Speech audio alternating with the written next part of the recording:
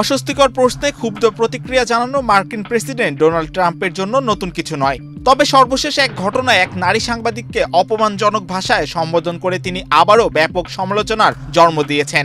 তবুও ট্রাম্পের পক্ষ নিয়েছে হোয়াইট হাউস। ব্রিটিশ বার্তা সংস্থা রয়টার্সের প্রতিবেদনে এ তথ্য উঠে এসেছে। ঘটনাটি ঘটেছে গত সপ্তাহে। এয়ারফোর্স ওয়ানে মার্কিন যৌন অপরাধী জেফ্রি এপস্টেইনকে নিয়ে ট্রাম্পের সম্পৃক্ততার বিষয়টি সম্প্রতি প্রকাশিত এক ইমেলে প্রশ্নবিদ্ধ হয়। ধারণা করা হচ্ছে এপস্টেইনের ব্যবসা সম্পর্কে ট্রাম্প সম্পূর্ণ অবগত ছিলেন। এ বিষয়ে প্রশ্ন করলে ট্রাম্প উত্তেজিত হয়ে ওই নারী সাংবাদিককে আঙ্গুল তুলে ধমক দেন। মুহূর্তেই ঘটনাটি ভাইরাল হলে যুক্তরাষ্ট্র জুড়ে সমালোচনার ঝড় ওঠে। তবে White House press secretary Caroline Leavitt বৃহস্পতিবার সাংবাদিকদের প্রশ্নের জবাবে বলেন, ট্রাম্পের প্রতিক্রিয়া তার স্পষ্টভাষিতা ও স্বচ্ছতার প্রকাশ। তিনি আরও দাবি করেন, মার্কিনিরা ট্রাম্পকে তার সরল সোজা কথা বলার জন্য পুনর্নির্বাচিত করেছে।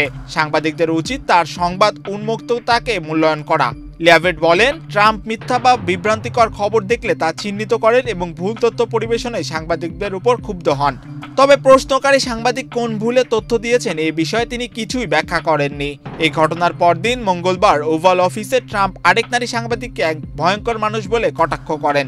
সৌদি ক্রাউন প্রিন্স মোহাম্মদ বিন সালমানের সঙ্গে সাক্ষাৎকারের সময় সাংবাদিক জামাল খাশোগজি হত্যাকাণ্ড ও এপস্টেইন ফাইল প্রকাশ নিয়ে প্রশ্ন করতেই ট্রাম্প ওই মন্তব্য করেন। অন্যদিকে বুধবার প্রেসিডেন্ট ট্রাম্প দীর্ঘদিনের এপস্টেইন তদন্ত সংক্রান্ত নথিপত্র প্রকাশের বিল স্বাক্ষর করেন। নির্বাচনের আগে তিনি এই ফাইল প্রকাশের প্রতিশ্রুতি দিলেও পরবর্তী সময়ে তা বিলম্বিত হয়েছিল। Society of professional journalist SPG চলতি সপ্তাহে এক বিবৃতিতে সাংবাদিকদের প্রতি ট্রাম্পের ভাষাগত আক্রমণের নিন্দা জানায়। সংস্থাটি উল্লেখ করে, নারী সাংবাদিকদের লক্ষ্য করে অপমানজনক শব্দ ব্যবহার করা ট্রাম্পের দীর্ঘদিনের অভ্যাসের অংশ।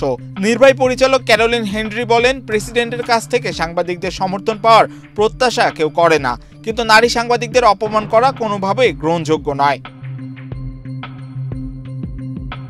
মাহিউজ্জামান, বাংলাদেশ প্রতিদিন।